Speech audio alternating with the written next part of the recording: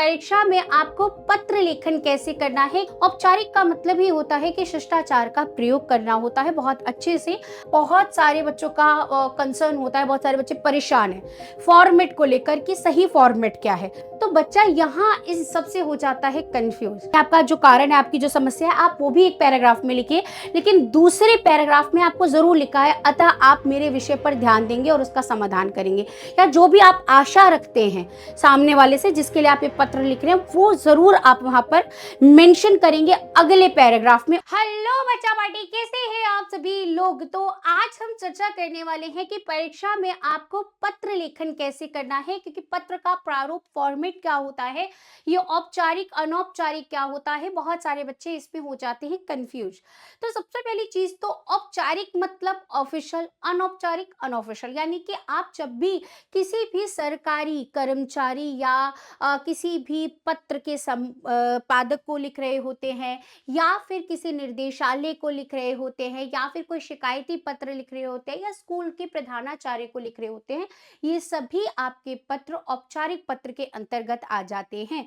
और जो भी पत्र आप अपने भाई बहन चाचा चाची किसी को भी, पिताजी को लिख रहे होते हैं, वो सभी पत्र आपके अनौपचारिक के अंतर्गत आ जाते हैं। औपचारिक का मतलब ही होता है कि शिष्टाचार का प्रयोग करना होता है बहुत अच्छे से।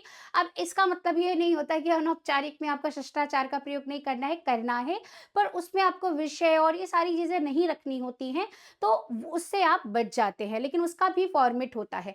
फिलहाल अगर आप एक औपचारिक पत्र लिखते हैं, क्योंकि बहुत सारे बच्चे उसी को ही चुन रहे होते हैं और उस पर लिख रहे होते हैं, तो उसका एक फॉर्मेट होता है।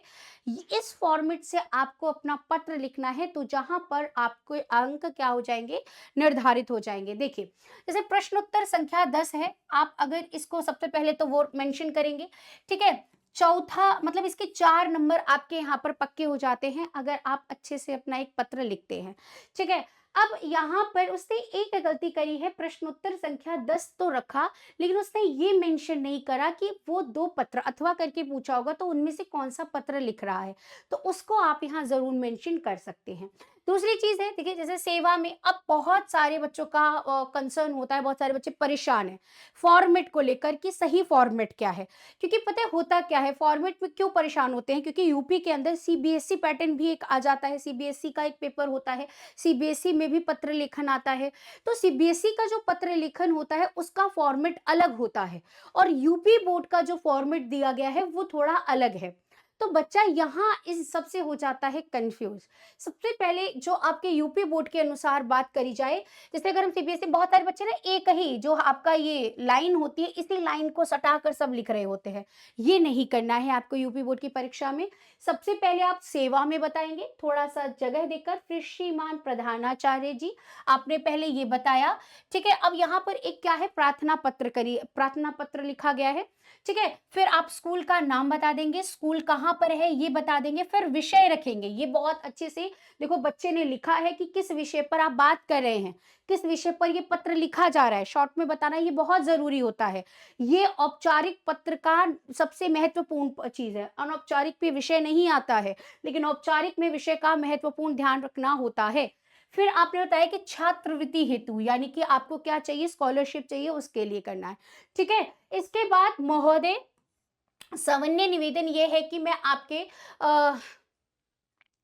विद्यालय की कक्षा 10वीं का छात्र हूं। मैं सदैव ही अपनी कक्षा में उत्तम अंकों से उत्तीर्ण होता रहा हूं। इतना ही नहीं, विवाद प्रतियोगिता तथा खेल में भी सक्रिय भाग लेकर पुरस्कार जीतता रहा हूं। अब उसने क्या करा, एक में तो ये बता दिया, दूसरे में अपना कॉज बताया कि वो क्या चाहता है, ठीक है, वो बताना है। कि अब बहुत सारे बच्चे क्या करते हैं कि इसी में सब एक ही पैराग्राफ लिखते हैं, ये चीज नहीं करनी है। आप ये लिख सकते हैं कि आप कॉज भी, यानी आपका जो कारण है, आपकी जो समस्या है, आप वो भी एक पैराग्राफ में लिखिए, लेकिन दूसरे पैराग्राफ में आपको जरूर लिखा है अतः आप मेरे विषय पर ध्यान देंगे और उसका समाधान करेंगे, या जो भी आप आशा रखते हैं सामने वाले से जिसके लिए आप ये पत्र लिख रहे हैं, वो जरूर आप वहां पर मेंशन करेंगे अगले पैराग्राफ में, उसका नंबर हमको अलग से मिलता है। ये सही फॉर्मेट होता है, ठीक है। तो यहाँ लिखा कि मैं आपसे निवेदन करता हूँ कि घर की आर्थिक स्थिति अच्छी नहीं है, डर है कि कहीं अर्थाभाव के कारण पढ़ाई ना छूट जाए, अतः आशा है कि आप मुझे विद्यालय कोष से छात्रवृत्ति प्रदान करने की कृपा करेंगे। आप ही मुझे अध्ययन विरत होने से बचा सकते हैं।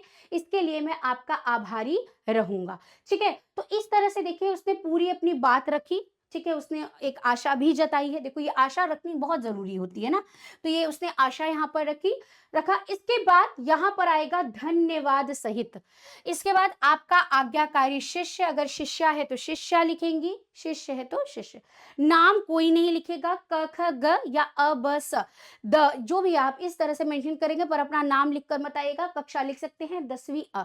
ठीक है? इस तरफ आपको दिनांक रखना होगा, दिनांक जो भी आपकी परीक्षा की तिथि होगी आप उसे रख सकते हैं।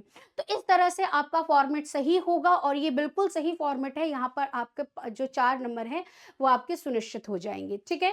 तो इस तरह से जब आप अपना पेपर करके आते हैं तो आपके नंबर कहीं नहीं जाते, फॉर्मेट के भी नंबर मिलते हैं।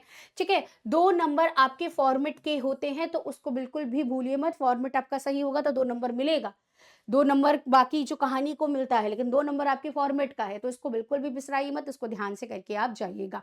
ठीक है? फॉर्मेट सही रखिए। अब आपके पास एक सही फॉर्मेट आ गया है, इसी फॉर्मेट पर आपको अपना पत्र लिखकर आना है। ठीक है? धन्यवाद।